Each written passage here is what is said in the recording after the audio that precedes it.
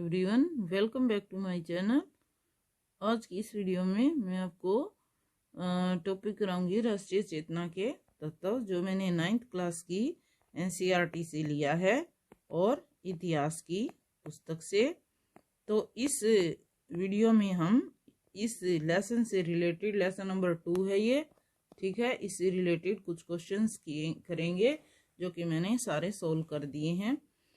तो इस वीडियो में हम जानेंगे कि भारत में राष्ट्रीय जो चेतना जगी है उसके लिए कौन कौन से तत्व जिम्मेवार हैं। तो ये क्वेश्चन हम अभी करेंगे। आई थिंक ये वीडियो आपके लिए हेल्पफुल होगी। तो स्टार्ट करते हैं आज की वीडियो। भारत को हिंदुस्तान नाम, भारत का जो नाम है हिंदुस्तान, वो किस लिए दिया गया? तो यहाँ पे एक नदी बहती थी प्राचीन समय से ही, सिंधु नदी, जिसकी सभ्यता के बारे में भी लगभग हम 6th क्लास में 7th 8th में जान चुके हैं, ठीक है। तो ये जो नदी है यहाँ इंडिया में बहती थी, तो इसके कारण ही ये नाम भारत को मिला है, क्योंकि फारसी भाषा में जो सिंधु नदी है या सिंधु शब्द है उसका उच्चारण क्या माना जाता है? हिंदू, ठीक है। तो इसलिए इस नदी के नाम पे ही भारत का नाम हिंदुस्तान पड़ गया। नेक्स्ट क्वेश्चन, राष्ट्र का क्या अर्थ है? एक राष्ट्र क्या होता है? राष्ट्र का अर्थ ऐसा जन समूह जिसके समान हित हो, यानी कि सबका हित एक हो, समान इतिहास हो, एक जैसा इतिहास हो, समान परंपराएं, रीति रिवाज सब एक जैसे हों और एक ही भावना से एक दूसरे से लोग जुड़े हुए हो। तो ऐसे ग्रुप को, ऐसे समूह को क्या नाम दिया जाएगा? राष्ट्र, ठीक है। नेक्स्ट क्वेश्चन है, भारतीय हिंदू धर्म व संस्कृति से प्रभावित होकर विदेशियों ने यहाँ पे किस सोसाइटी की स्थापना की है? तो भारतीय धर्म और संस्कृति से प्रभावित होकर विदेशियों ने थियोसॉफिकल सोसाइटी की स्थापना की, और इसकी स्थापना की है श्रीमती एनी बेसेंट ने। 2 क्वेश्चंस यहाँ आपके कवर हो रहे हैं कि थियोसॉफिकल सोसाइटी की स्थापना किसने की? श्रीमती एनी बेसेंट ने, जो कि कहाँ की रहने वाली थी? आयरलैंड की, ठीक है। तो इन्होंने यहाँ पे इंडिया में भारत की संस्कृति से प्रभावित होकर इस सोसाइटी की स्थापना की। नेक्स्ट है, अंग्रेजों ने भू राजस्व की कौन सी नीतियां लागू की इंडिया में जब उनका शासन था? तो उन्होंने अलग अलग क्षेत्रों में अलग अलग नीतियां लागू की हैं, जैसे कि पूर्व में भारत के पूर्वी क्षेत्र में स्थायी बंदोबस्त लागू किया, और दक्षिणी क्षेत्र में रैतवाड़ी व्यवस्था लागू की, उत्तर में महलवाड़ी व्यवस्था, ठीक है। तो अलग अलग व्यवस्थाएं थी हैं, इन पे अलग अलग तरह का लगान लिया जाता था। तो ये लगान या भू राजस्व लिया जाता था। तो पहले ये जान लेते हैं भू राजस्व का क्या अर्थ है।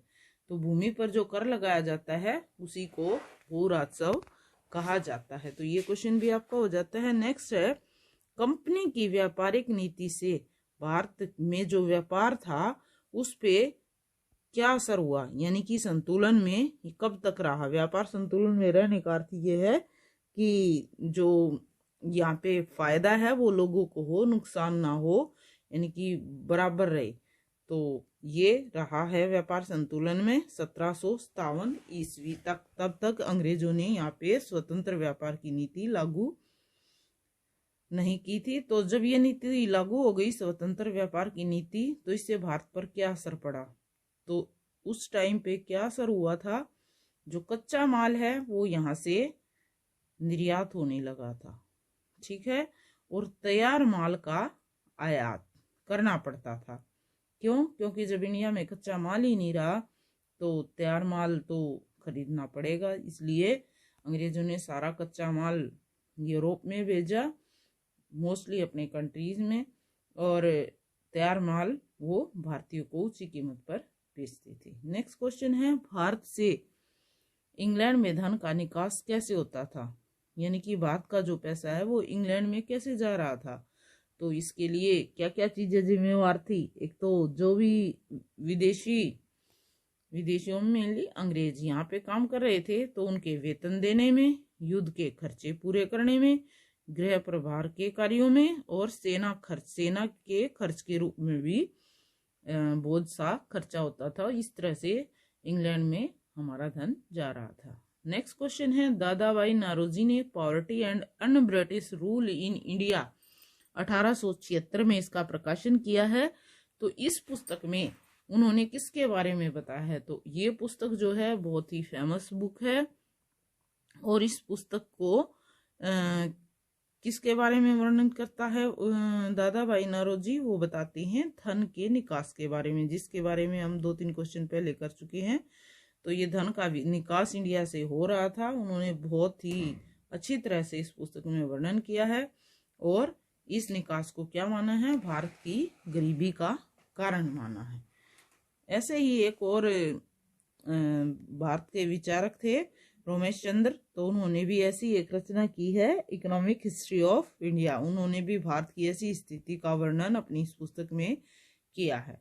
नेक्स्ट है, हस्तशिल्प का क्या अर्थ है? हाथों से काम करने वाले शिल्पकार हस्तशिल्प कहलाते हैं। ठीक है, एक तो मशीन से काम करे और एक हाथ से, अपने हाथों से ही जो काम किया जाए तो उसको हस्तशिल्पकार कहा जाता है। नेक्स्ट क्वेश्चन है, किन किन विदेशी विद्वानों ने भारत के प्राचीन इतिहास की संस्कृति को विश्व के सामने रखा? ठीक है, जो भारत का प्राचीन इतिहास है उसकी क्या संस्कृति थी, तो विश्व के सामने रखने वाले ऐसे कौन से विद्वान थे? तो ये थे जैसे कि sir William Jones, James Prinsep और मैक्स मुलर और कनिंगम। ठीक है, नेक्स्ट क्वेश्चन है, ब्राह्मी लिपि किसने सबसे पहले पढ़कर सफलता हासिल की? तो ब्राह्मी लिपि पढ़ने वाला कौन था? तो ये था जेम्स प्रिंसेप। और इसने किसके बारे में? James Prinsep. तो इसने किसके बारे में पढ़ा है?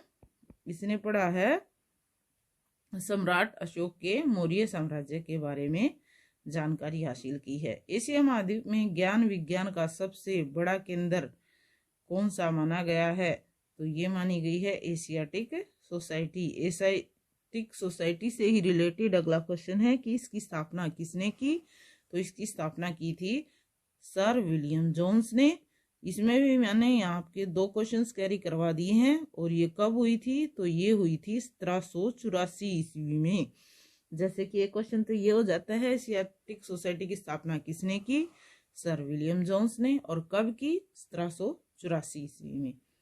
राष्ट्रीय संस्थान के रूप में एशियाटिक सोसाइटी को मान्यता कब मिली? इसको मान्यता मिली है 1984 ईस्वी में। और भारत की संसद में इसे राष्ट्रीय महत्व की संस्था माना है। ठीक है, कब माना है? 1984 ईस्वी में। नेक्स्ट क्वेश्चन है, अभी हाल ही में उत्खनन में हरियाणा के किस हिस्से में क्या मिला है?